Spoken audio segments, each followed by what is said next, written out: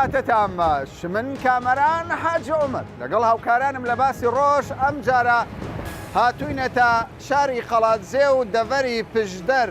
بە دوواداچوون دەکەین لەسەر ڕووداوەکەی ساڵی 1970 کە 45 ساڵ بەر لە ئێستا لەلایەن فڕۆکە جەنگیەکانی ئەو کاتی سوپای عێراق ئەم شارە بە ناپاڵم بردومان کرا. ئێمە دەمانەوێت بزانین چیرۆکی ئەو ڕووداوە چییە و دوای 45 ساڵ کێشە و گرفتەکانی ئەو شارە چین.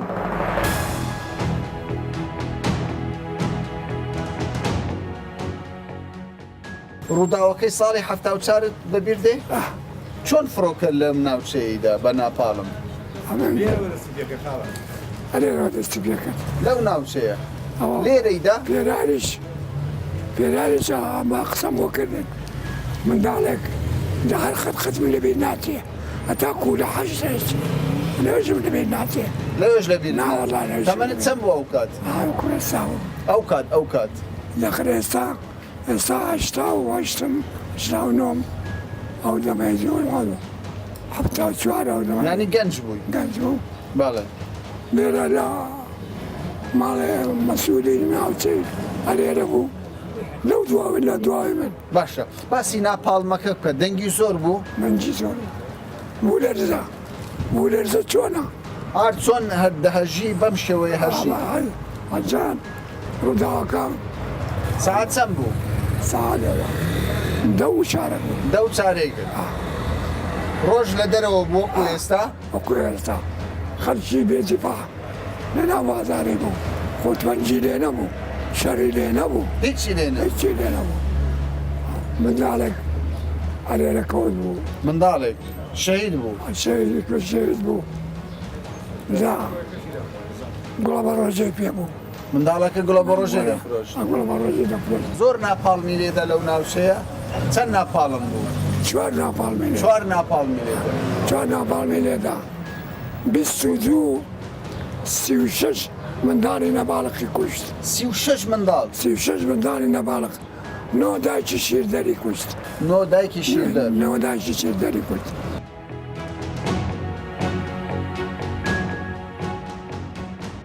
ڕووداوەکەی ساڵی 74تان لەبیرە؟ وڵای جەگا لەبیرت نییە؟ دوو تارات قەسبی ئێران کردو تەواو تەواو 4 ناپاڵمیان لێدا خۆرە دە ناپاڵمیشیان لێدا ئارێ وەڵڵای شەهیدت بینی بە چاوی خۆ؟ ئای چۆن بینیت زۆر بوو کاکە تۆ لێ لە خەڵاتزێ نەبوویت؟ بەبە لە خەڵاتزێ بوو بەڵام نەتبینی ڕووداوەکە؟ وەڵڵای بزەبەت بەرێ وەڵا بەسنا لە فکر و ئەوەم نەماوە تۆش لە فکرت نەماوە؟ چۆن بوو ئەوە چی بووە؟ وەڵای پۆلیس 6 سەرەتایی بوو سعیم دەکرد لەوە دەشتەی 6 سەرەتایی 3 تارەوە دەرکەوتن دەربەندی بینیتان بەڵێ دەربەندی هاتن نەگە هاتن 9 لاپاڵمیان لەسەرێک بەردانەوە 9 ناپاڵم سەر قەبران ڕا منداڵ شەهید بوو؟ ئای چۆن ئارەوە تەلەبەی ئەوە لەوان ناداهاتنەوە مەکتەبە ئەو مەنتیقەی هەروێران باز دەکەن 162 کەس شەهید بوون. بەڵێ باشە دوای 45 ساڵ ئێستا ئەو شارە پێویستی بە چییە؟ وەڵا پێویستی بێشتی نییە خزمەتگوزاری زۆرە جادە و ڕێگاوبانی زۆر خاوێن و پاک و تەمیزن خەڵک زۆر تێرە لەبەر پارەی ئاگای لە خۆ نییە پێویستی بێشتی نییە هیچی نە هەیەکشتی ناوێت تۆش لە دەرەوە ڕێیە؟ وەڵا جاکاکە کووە ئەوە جادە و بانەکەی دەیبینی دەڵم چیان بوو کووا چیان بۆ قەڵاسی کردووە بابەت چاول لێ ئەوە شارەکەی دەیبینی بەڵام وەزیری شەهیدان دەڵێ خەرە بکراونەتەوە وەڵڵای 1 دینارێک وەرنەگیرا 1 دینار وەرنەگیرا 1 کەسێک کەسێک دیناری باشی تەرحیلەکەش خەڵک هاتوۆتەوە ئەوە تەخت بووە گێرە ئەو شارە خۆشە خەڵک بۆ خۆیەوە دای چیان داوە بەس با کەسێک بڵێ بڵێ کاکە ڕاست بێتەوە بڵێ دینارێکیان دینارێکم بەگوتۆ لەو حکومەت بابا نادروێ وەڵا دینارێکیان وەرنە چێ کەمتر خەمە چێ کەمتر چێ سەرپەرشتی ئەو میلەتەی دەکا حکومەت نییە ئەوانە دەستیان لە قورقوراگە ئەو خەڵکەی ماگە کوا حکومەت پێکاتوە ها بزانە چیر بەسەر حکومەتەوە موچەی ئەو خەڵکەی بدەن ئەوەی ئەگەر حەق خۆیەتی باشە قەڵاتزە پێویستی بە شەقامە پێویستی پێویستی دانکردنەوەی بامشتێک ئەوە دەڵێ پێویستی پێ نییە نا زادێکی خاوێن هەمووی معاشی وەرگتووە قەرەبووی وەرگتووە زیاد سوار ماگە لە مەراقەوە دەڵێ سوار ماگە مانجیشیان داوەتی دەبزانە حساب بەس مەعاشە کێشە بەس مەعاشەکەشی ئەم مەعاش کێشەی خەڵاتزێم بەس بەس ئاوادانکردنەوە یارمەتی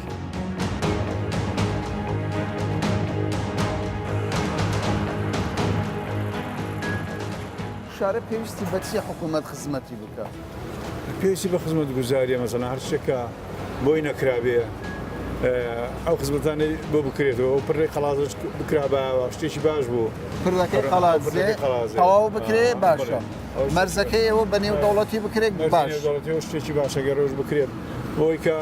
تۆزێک بژانەیەک بە شارەکەیەوە ببین ئەی شەقامتان چۆنە شەقامە وەڵای تاڕادەیەک باشە بەڵام بەخوای شتێکیشی هەرماوە چاڵ چۆڵ شتێوەمان هەر هەیە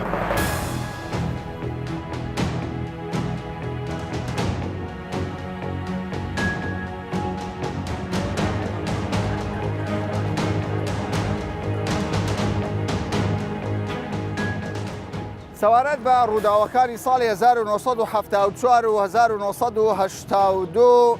دام و دەستگاکانی ئەو شارە بەشێک لە بنکە ڕۆشنبیریەکان دەستیان کردووە بە بەڕێوەبردننی کۆمەڵێک چالاکی دیارە بەشێک لە نوێنەرانی ئەو ناوچێ لە پەرلەمانی کوردستان و لە پەرلەمانی عێراقیش بەشداریان کردووە لەم جۆرە چالاکیانە بەڵام خەڵکی ئەم دەڤەری پشدەر قەڵاتزێ داوا دەکەن بەشداری ئەوان تەنها لە ڕێو ڕسمەکان نەبێت بەشداری ئەوان جددی بێت لە بۆی قەرەبووی ئەو زیانانە بکەنەوە کە لە ڕابردوودا بەریان کەوتووە ئەوان دەڵێن تاوەکو ئێستا حکوومەتی عێراق تەنانەت بە 1000 دیناریش نەیتوانیوە قەرەبووی خەڵکی ئەو ناوچەیە بکاتەوە ئێمە دەمانەوێت لە زاری خۆیانەوە بزانین کێشە و گرفتیان چییە و بەرپرسانی ئیداری ئەو ناوچێش لەم بارەوە چی دەڵێن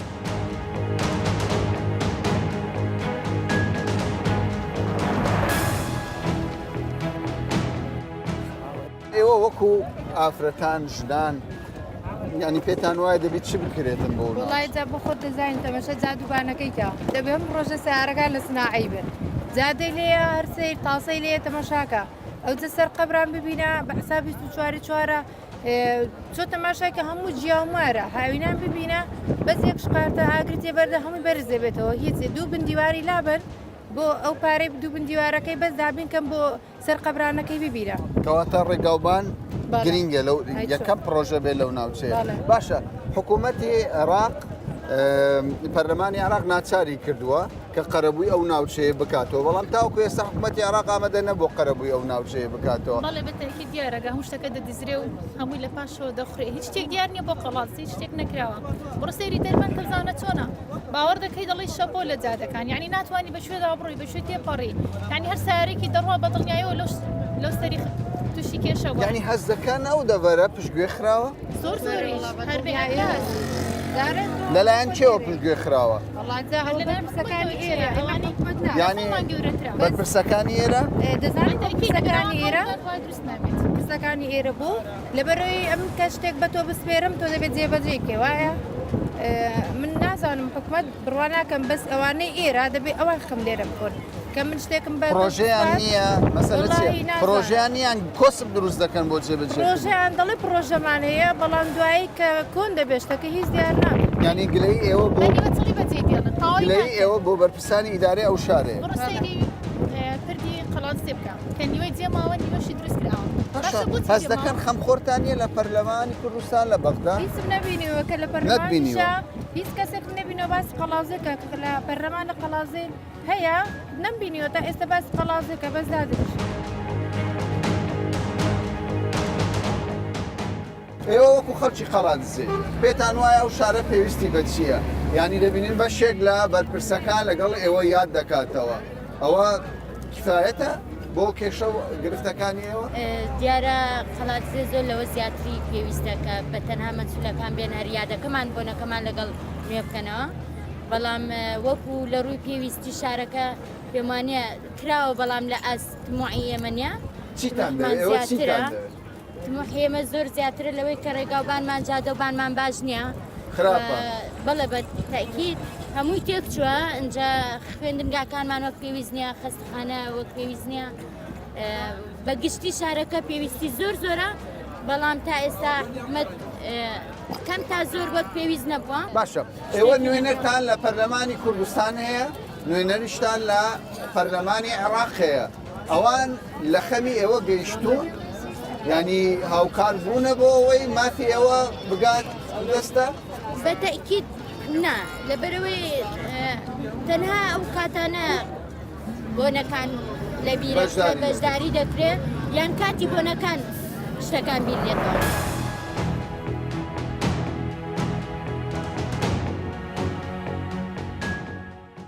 خەڵکی ئەم ناوچەیە دەڵێن ینی ئازارێکی زۆرمان بینیوە زیانێکی زۆرمان بەرکەوتووە بەڵام تاوەکو ئێستا چ حکوومەتی هەرێمی کوردستان چ حکوومەتی عێراق وەک پێویست قەرەبووی نەکردوونەتەوە. ڕاستە وەک پێویست نەکراوەتە بەڵام حکوومەتی هەرێمی کوردستان ئەوەندەی پێکرا بێ بەگشتی و وەزارەتی کاروباری شەیدان لە دروستبوونیەوە تا ئەمڕۆ ماوەڕناکەم درێژی نەکردەوە لە ڕووی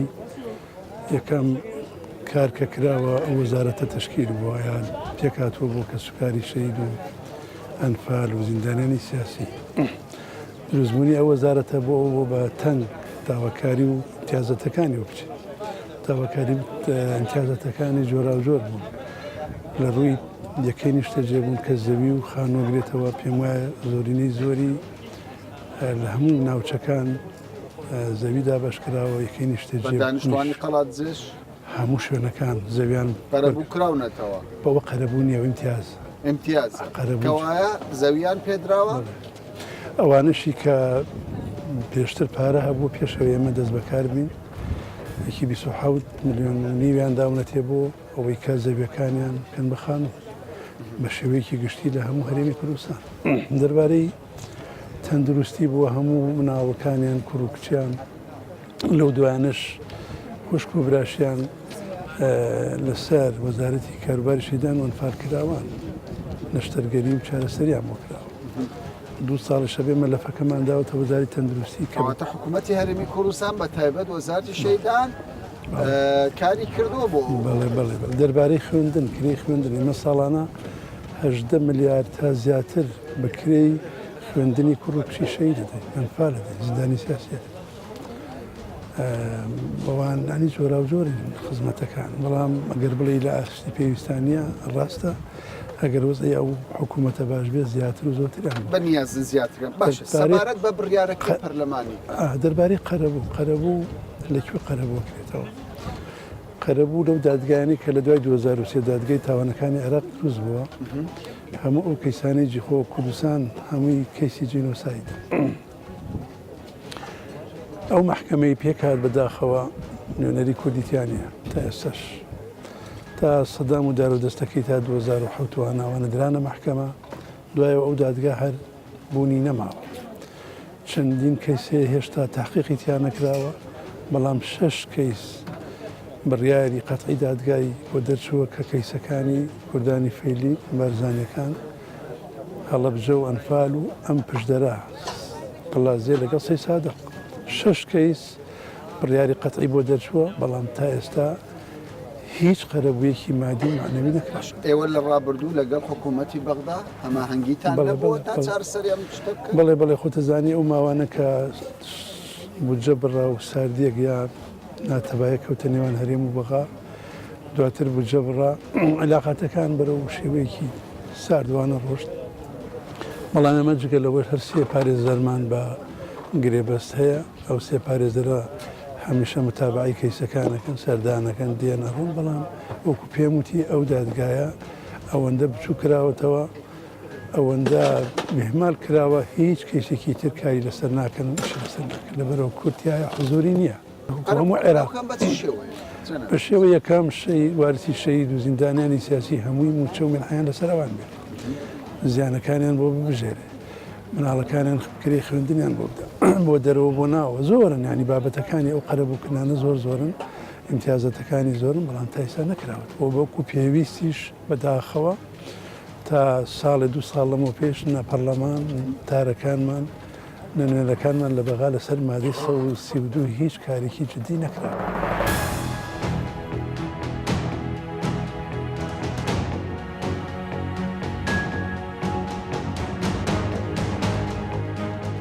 ئێمە لەگەڵ خەڵق قسەمان کردووە باس دەوە دەکەن دەڵێن لە دەڤەری پشدەر بە تایبەت لە قەڵازێ شتێکی ئەو تۆ نەکراوە کە دڵیان پێخۆش بێت. من لەگەڵ ڕێی خەڵکم فعلەن لە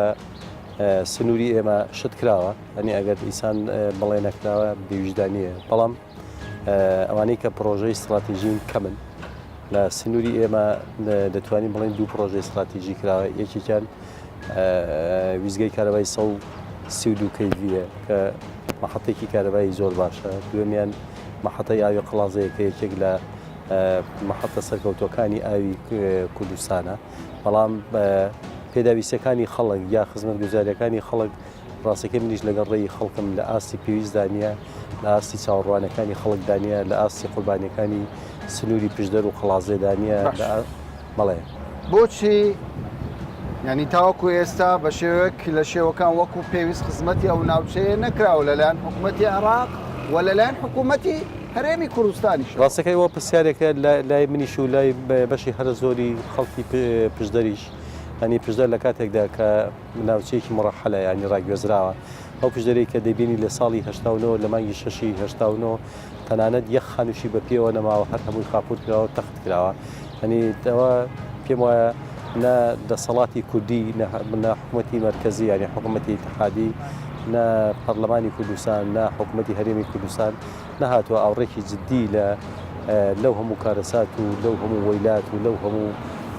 ماڵوێرانی کە بەسەر خەڵکی منتیقە هاتووە ئاوڕێکی جددی لێ بداتەوە باشە پرۆژەتان هەیە بۆی لە ئایندەدا جێبەجێ بکات حکوومەتی هەرێمی کوردستان یا حکوومەتی عێراق بە تایبەت ئەمڕۆ بینیمان لە میادەدا نوێنەرانی کورد لە پەرلەمانی عێراق لە پەرلەمانی کوردستان بەشدار بوو لەگەڵێەوە بەڵێ ئێمە بۆ هەموو سێکتەرێکی ژیان لەو پشدەرە بەرنامەی خۆمانمان هەیە لە پەروەردا لە تەندەتووسی لە ڕێگاوبان لە پەر لە ئاو لە کارەبا لە کشتتوکاڵ لە گەشت و گوزار هەچی سێکتەرێکی ژیان کە دەیگری ئێمە لێرە بەرنامەی خۆمانەیە بۆ هەمووشی دەرخستە و کەشفی وە خۆی ئامادەمان کردووە بەڵام لەسەر پارە و لەسەر ینی بودجەی پێویست ئێمە پاکمان کەوتووە ئەگەنا ئێمە هەر لە هەست سێکتەرێک لە سێکتەری پێداویستەکانی خەڵک بگری لە کەمتری ماوەی قیاسیدا ئامادەین ئەوەی کە پێداویستی فەنی و هونەری هەیە هەر هەمووی بۆ جێبەجێ بکەین هیچ پرۆژەیەک لەسەر بابەتە هونێریەکانی ئێمە بە هیچ شێوەیەک پەکی ناکەوێت باش سەبارەت بە بودجە هەر ناوچەیەک هەر ئیدارەیەک بودجەی خۆی هەیە ئێوە بەڕاست ئەو بودجەتان لە بەردەستدا هەیە ڕاستەکەی ئێمە وەکو دیارە ئێمە سەر بە ئیداری ڕاپەڕینین ئیداری ڕاپەڕین ئیدارەیەکی جیا لە پارێزگای سلێمانی بەڵام لە ڕاستیدا ئێمە ئەو بودجەیە کە پێویستە هیچ لە بەردەستدا نییە ئەوە یەکێک لە گرفتە هەرە سەرەکیەکانی ئێمەیە خۆشە دەزانی ئیدارە ینی وحدەی متەکامیلە ینی یەکەی هەمانگیرە ینی هەمووی پەیوەندی بەیەکەوە تۆکە لەسەری خۆتەوە دام نەکری بە بودجەی پێویست ناتوانانی ئیدارێکی سەرکەوتوو بۆ خەڵک دروستکەین.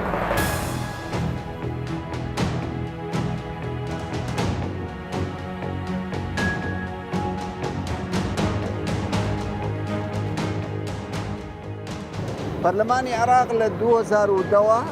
پرۆژە یاسایەکی پەسەند کردووە کە دەبێت قەرەبووی دانیشتوانی ئەو ناوچەیە بکاتەوە بەڵام تاوەکو ئێستا ئەوە نزیکەی 8 ساڵ تێپەڕیوە حکوومەتی عێراق پابەندی بڕیارەکەی پەرلەمان نەبووە ئێوە وەکو نوێنەری ئەم ناوچێ و خەڵکی کوردستان چیتان کردووە لە بەڵێ زۆر سپاس بۆ ئێوە بەڵێ زۆر ڕاستە ئەم بڕیارە دەمێکە دەرچووە لە پەرلەمانی عێراق وەکو جەنابەت باسکرد لە 2002 ئەم بڕیارە دەرچووە ئەو کەیسی دەڤەری پشدەر کەیسێکە بە جینۆساید ناسێنراوە بەڵام بەداخەوە هەتا ئێستا حکوومەتی عێراق قەرەبووی ئەم دەڤەری نەکردوێتەوە قەرەبووی خەڵکی ئەم ناوچەی نەکردوێتەوە ئەمەشیان دیارە لە ڕووی سیاسیەوە ڕەنگە بابەتەکە زۆر گونجاو نەبێ ظروفی سیاسی بینی هەرێم و بینی ناوەن ظروفێکی نەشیاو بوو ئێمە ئەم ساڵ نوێنەرانی ئەم خولەی پەرلەمان جارێکی تر ئەم بابەتەمان زیندوو کردوێتەوە جارێکی تر لە موازنەی ئەم ساڵدا جێمان کردوێتەوە ئەو لیژنە پەیوەندیدارەکان بە دوواداچوونی بۆ دەکەن و ئینشاءڵڵا بڕیارە کە لە نزیکترین دەرفەتدا بە میکانیزمی خۆیان و لەم ساڵدا قەرەبووەکە دەست پێ بکات و بە هەر کەسەوە بە میکانیزمی خۆی ئەو قەرەبووە بگرێت کە شایانێتی باشە بەڵام هەندێک جار گلەی لەوە دەکرێت دەگوترێت فراکسیۆنەکانی کوردی لە بەغدا ئەوەندە مهتەم نین بە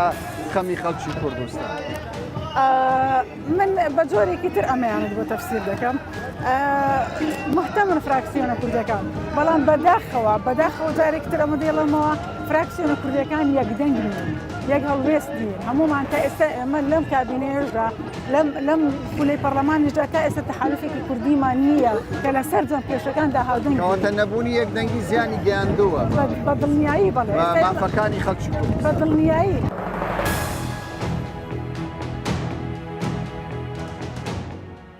بۆچی ئاوڕێکی جدی لەو ناوچەیە نەدراوەتەوە؟ وەڵا کاکە کامەرانجان خۆ ئێمە دیسان خۆ نازینەوە لێپسراوەتی بەڵام ئێرە فترەیەکی زۆر لەبەردەستی ئێمەدان نەبووە لە دوای 2023 ئاسایی بوونەوەش بەداخەوە زۆرە لە زۆرەکان ئەگەر بە کاڵبەوەیش بێت دوو ئیدارەیی بۆ منتیقەیەوە دیارە ئێمە دەسەڵات نەبووین و نافرین هیچ نەکراوە لەو دەفەرە بەڵام دەبوو کاری زۆر زیاتر کرابە بە تایبەت ماوەیەک لەسەر پێشنیاری پرۆژەیەکی فراکسیۆنی زەرد کە درایە سەرۆکایەتی حکوومەت و لە بەغداد کار بۆ ئەوە کرا کە بورجەیەک سەرخان بکرێت بۆ قەزا و ناقیێنانی کە کاتی خۆی ڕاگوێزراون قەڵازیەشێک بوو لەوانە بورجەیەکی زۆرش تەرخان کرا بەڵام بەداخەوە لە پارێزگاکان دەستکاری ئەو بورجەیەش کرا. باشە بەرپرسانی ئیداری ئەو ناوچەیە وەکو پێویست ئەرکی خۆیان بەجێ گەیاندووە ینی سەبارەت بە ماف و داواکاریەکانی خەڵکی ئەو ناوچەیە بە هەولێر بە بەغدایان گەیاندووە؟ دەزانێت کە کامەرانجان خەڵک کردار دەبینێت تۆ بڕۆ لە ناو سات تەسویر کە دەوروبەرەکە بکە ئەوەی کە دەیبینی ئەوە نییە کە دەبوو کرابە ئەوە نییە کە لە ئاستی ڕابردوی پرسەروەری و قوربانیدانی خەڵکی ئەو دەفەرەدا بێت بەڵام ئومێدمان هەیە ئینشاڵڵا لە کابینەی داهاتوودا گرنگی زیاتر بەو دەفەرە بدرێت ڕووی ئاوادانکردنەوە لە هەموو وارەکاندا. گرنگترین ئەو پرۆژانە کە خەڵکیش باسی لێوە دەکات بە ناساندنی مەرزی چێلە ینی بە نێودەوڵەتیکردنی ئەو مەرزەیە. یەکێک لە داواکاریەکانمان ئەوەیە کە مەرزی کوێلێ بە نێودەوڵەتی بکرێت گوسایەکی نێوان ڕانی و قەڵازێ تەواو بکرێت بڕیار بە پرۆژەیەک لە منتیقەی دەڵگە دروست بکرێت سەردێکی ئاو بەنداوێکی ئاو و بوارەکانی تریشدا لە بواری تەندروستی لە بواری فەرهەنگی پەروەردەیی پێویستیمان بە زۆر شت هەیە ڕۆشنبیری کاتی خۆی زوڵانەوەی هونەری و شانەوەی لێرەدا زۆر بەهێز بوو کۆمەڵێک هونەرمەندی زۆر هەم دێرین هەم کۆمەڵە گەنجی تازە پێگەیشتووە ڕابچە ئاسە هۆڵێکی شانۆی نەدێرە بۆ ئەوەی شانوێک تێدا پێشکەش باشە بۆ پرۆژەتان ینی بەلای کەمیەوە پرۆژەیە کە بێ ڕادستی پەرلەمانی کوردستان بکرێ حکوومەت بکرێ بۆی کاری لەسەر بوو وەک پارتی خۆجزینەوە نییە لە لێپرسراوێتی بەڵام ئێمە ئیدارە ئێرە بەشدار نییە.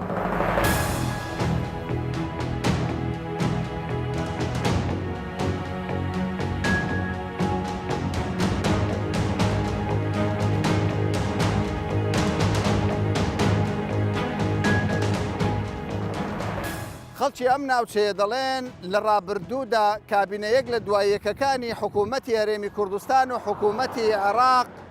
خەمیان لە داواکاری و کێشە و گرفتەکانی ئەو ناوچەیە و بە تایبەت شاری قەڵازێ نەخواردووە. ئێستا ئەوان ڕووی پرسیارەکانیان ئاراستەی بەرپرسانی هەرێمی کوردستان و عێراق دەکەن لەوەی بەدەنگ کێشە و گرفتەکانیانەوە بچن و ئیتر بۆ لە مەودواش ئەوان بتوانن هاوشێوەی هاونیشتمانیانی دیکەی هەرێمی کوردستان و عێراق بە ئازادانە و بە خزمەتگوزاریەکی زۆرەوە ژیان بکەن تا باسێکی دیکە و بابەتێکی دیکە بەخواتان دەست.